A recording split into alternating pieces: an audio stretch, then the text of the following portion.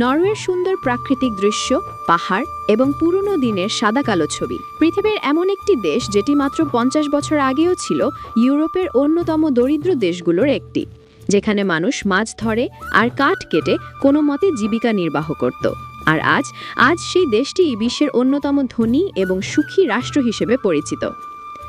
উত্তর ইউরোপের স্ক্যান্ডিনেভিয়ার এই নর্ডিক দেশটিতে প্রকৃতির খেলা এক অবিশ্বাস্য বিস্ময়।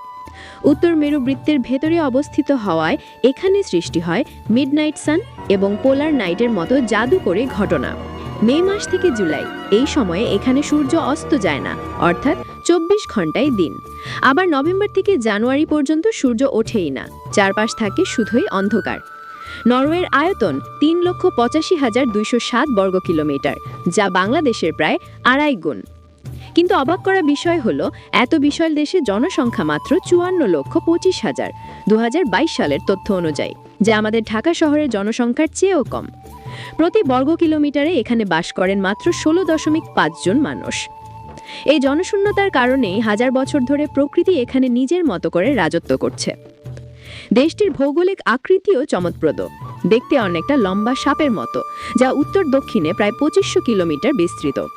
পূর্বে সুইডেনের সাথে ১৬১৯ কিলোমিটার দীর্ঘ সীমান্ত রেখাটি এতটাই সরল যে মনে হয় কেউ যেন স্কেল দিয়ে দাগ টেনে দিয়েছে। তবে নরওয়ের আসল সৌন্দর্য লুকিয়ে আছে তার উপকূল রেখায়। প্রায় ২৫,০০০ কিলোমিটার দীর্ঘ এই উপকূল হল পৃথিবীর সবচেয়ে বড় মাস্টারপিস। এখানে রয়েছে হাজারো ফিওর্ড, লক্ষ বছর আগে বিশাল হিমবাহের কারণে তৈরি হওয়া গভীর সব খাত, যা এখন সমুদ্রের নোনা পানিতে টলমল করছে। নরওয়ের জলবায়ু এক বড় রহস্য। এত উত্তরে অবস্থিত হওয়া সত্ত্বেও সাইবেরিয়া বা আলাস্কার তুলনায় এখানকার আবহাওয়া অনেক নরম।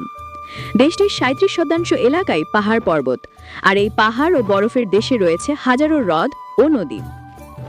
এই নদীগুলোর স্রোত ব্যবহার করেই নরওয়ে তার প্রয়োজনীয় বিদ্যুতের ৯৬% উৎপাদন করে, যা তাদের বিশ্বের সবচেয়ে পরিষ্কার শক্তির দেশে পরিণত করেছে।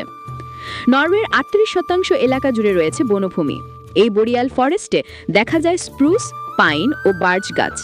-৫০ ডিগ্রি তাপমাত্রাতেও এই গাছগুলো সতেজ থাকে। কঠিন পরিবেশে বেড়ে ওঠায় এদের কাঠ এতটাই মজবুত হয় যে বিশ্বের সেরা আসবাবপত্র তৈরি হয় নরওয়েজিয়ান কাঠ দিয়ে। শুধু ডাঙ্গায় নয়, নরওয়ের উপকূলীয় পানিতেও দেখা যায় বিশাল আকার তিমি, অর্কা, সিল এবং অসংখ্য প্রজাতির মাছের। প্রকৃতির এই অকৃপণ দানে সমৃদ্ধ নরওয়ে।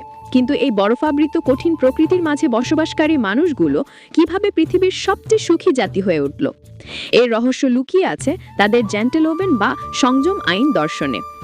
এর মূল কথা, কেউ নিজেকে অন্যের চেয়ে বড় মনে করবে না। তাই এখানে একজন কোম্পানির সিইও এবং একজন ক্লিনারের বেতনের পার্থক্য খুবই নগণ্য। নরওয়েতে লিঙ্গ সমতা পৃথিবীর সর্বোচ্চ। সন্তান জন্মের পর বাবা মা ৪৬ সপ্তাহের পূর্ণ বেতন সহ ছুটি পান, যার মধ্যে বাবাদের ১৫ সপ্তাহের ছুটি বাধ্যতামূলক। এই কারণে সন্তান লালন পালনে বাবারাও মায়ের সমান ভূমিকা পালন করেন। প্রকৃতির সাথে তাদের সম্পর্ক আত্মিক।